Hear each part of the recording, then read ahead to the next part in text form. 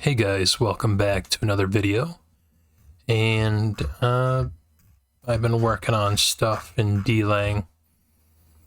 This is my first talking video in a while, so I'm going to be a little rusty. But right now I'm working on basic 2D game. It's literally called 2D game.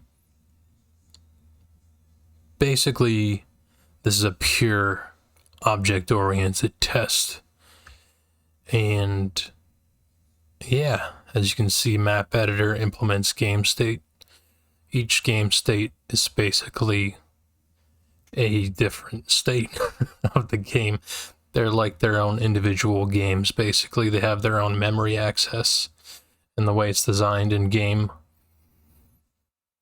they can interop with each other if they need to. So I think it's pretty cool. Like, this is the root node of each object, and this holds externally each object in the game. It's just run like this. So it's pretty neat. So I suppose we should just get into this. Let me just show you what's going on here. So as you can see, it's 2D game. Amazing. The best game name ever. So this is the Atlas browser. Basically, it's the texture Atlas browser. You can zoom in, zoom out, and whatnot. So before we go to the next step, I'm going to select some grass. Then we press tab. And if you're wondering how I'm moving around, in case you want to try this out, I'm pressing shift. Oh, I'm holding shift. And I'm just dragging around with the left mouse button. So, yeah, there's no limit, so you can just keep going, but, you know, I don't think anybody really wants to do that if they're editing a map. So let's see the basics here. So we're in the background. We can go to the foreground, back to the background. Then we can just start dragging around. So it's pretty neat. So there's also flood fill. And then you can flood delete. I need to make a crawler for this because, well, I'll show you right now, actually. Let's see. Let's get some road here. And I'm making a mess. Put that grass back. But if I right click this, it'll delete everything. So what it should be doing is basically a start node and then find neighbors and then don't affect anything that's not connected. So this is pretty neat. So what I'm going to do now is I'm going to turn off the helper grid, and why that's kind of important is because it basically shows you what layer you're in. So without that, you're just you have to rely on this, but you can change the font size with plus and minus. We'll make that a little bit bigger. All right, there we go. So we're in the foreground right now. So we can't delete anything in the background. I'm holding down right click, which is how you modify. You delete, and then you press left click to draw. So let's make a road real quick.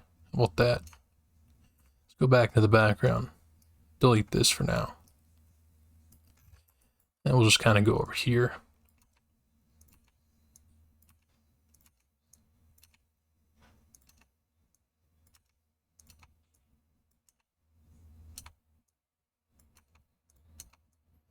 Make a little intersection.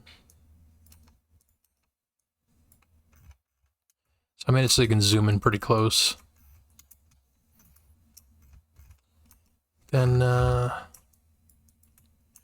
swap back to the foreground. Let's put a car on the road.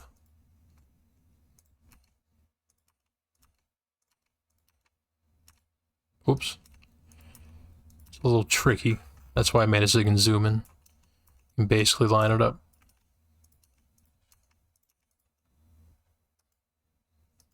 Oops. Oh no, I pushed the wrong button. Let's fix that real quick.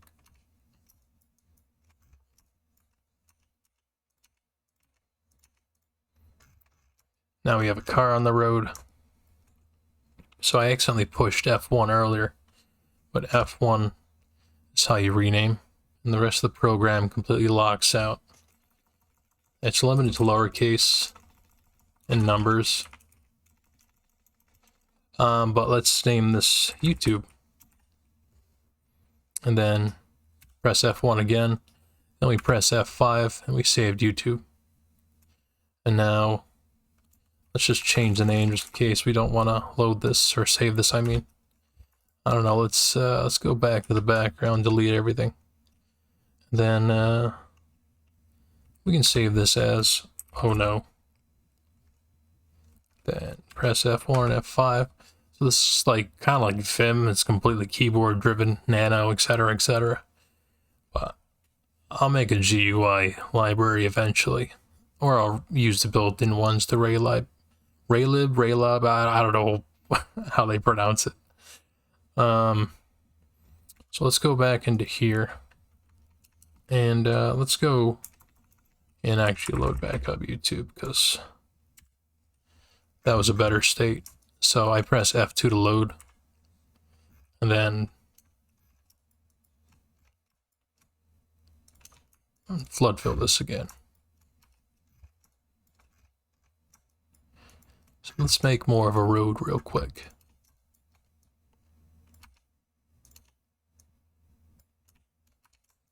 And this map's kind of huge, so it needs some optimization. Only draw what's on screen basically, while the simulation's still happening. Put some road here. Now let's put some more back here. Let's put some over here. Oh no. Oh my god, I'm making a mess.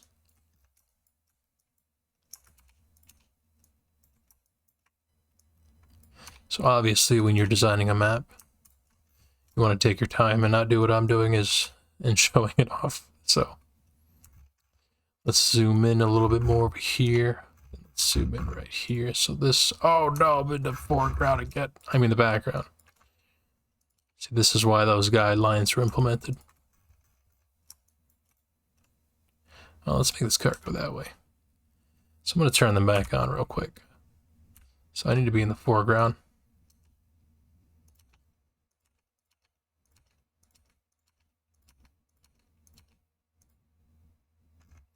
We can turn it back off. And there we go. So this is going to be a 2D game, so I don't know how I'm going to like be able to collide without using AABB physics, axis align bounding box. I could develop a pixel collision detection library, but that might cause some extreme issues. Like especially with things like, let's see, like right here. So let's turn these, all right, there we go. So let's do this.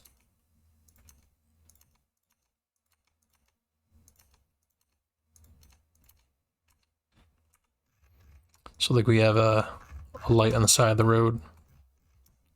So let's say your player's collision detection box is pixel bound.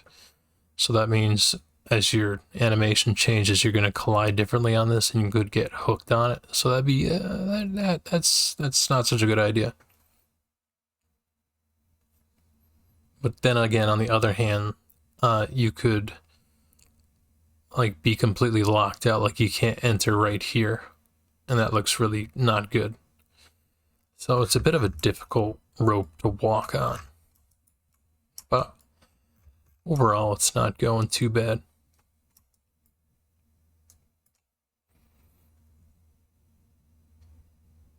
I could also, oh, sorry, I didn't mean to cap out the microphone there. I could also implement like bases, or maybe a third layer which holds the collision detection. Or I could not collide with anything at all. I don't know. It's difficult to think about, but I'm sure I'll figure it out eventually. But we can save this one. Let's go and save this the countryside. We'll save it. Then to prove that it's not loading from memory, here's all the maps. And so the map exporter, well, first it uses D's built-in JSON converter. And if you go into the world, the map tile actually implements the JSON serialization library. And then, so we're serializing this into a string. It's a huge string. And then we're using the built-in zlib compression library. And then just dumping it into the disk basically. And then reverse it. And then you get the you get a loaded map basically.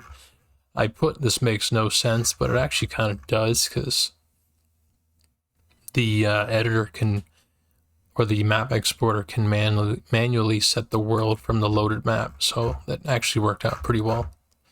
And if you want to know what these look like, yeah, wow, it's beautiful. Look at that.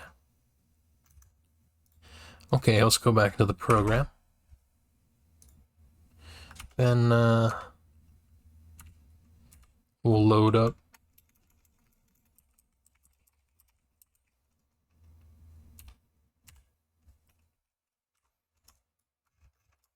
and if you look, yeah, like that thing that just happened there. Oh, there we go. So you can see, hopefully YouTube didn't destroy this in the compression, but they don't line up perfectly at certain zoom levels. So then you get like weird artifacts like that. So if we try to load up something that doesn't exist, it will tell you that it doesn't exist. So, I think that's about it for now. I'll leave a link to this in the description. And hopefully you guys have a great day. So I'll see you in the next one.